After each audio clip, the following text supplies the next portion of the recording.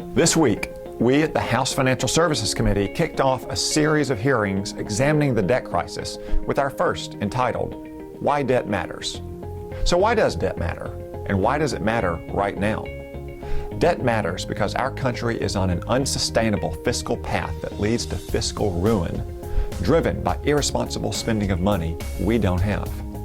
Our debt has grown dramatically over the last 6 years, both in raw amount, trillions of dollars, and relative to our economy as a whole. In 2008, our national debt was $10 trillion, roughly 68% of the country's economic output. By the end of this year, the President's own Office of Management and Budget projects it will be almost $18 trillion, larger than our entire economy. And it's only getting worse. It's estimated that our spending will grow by 10% of our GDP over the next 10 years, while our revenues will grow by only half that. How long could a business stay in operation if its costs were more than double its sales revenue every year? The consequences of our spending-driven debt crisis are real, not just for hard-working taxpayers, but also for future generations.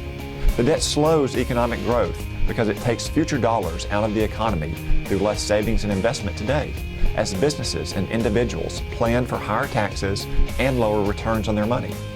Even the nonpartisan Congressional Budget Office says that a debt of this magnitude will have significant negative consequences for both the economy and the federal budget.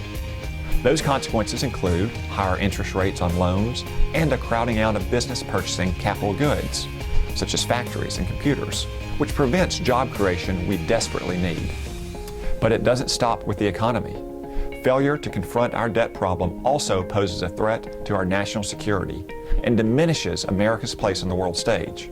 And it means important safety net programs like Medicaid and housing assistance might not be around to serve the truly needy. Our debt crisis is serious. It does matter. Proverbs tells us, a good man leaves an inheritance to his children's children. But if Washington keeps spending money we don't have, we will only leave our grandchildren with more bills and a less prosperous America. Hardworking taxpayers deserve better. We can't afford not to act on this crisis. Debt matters now.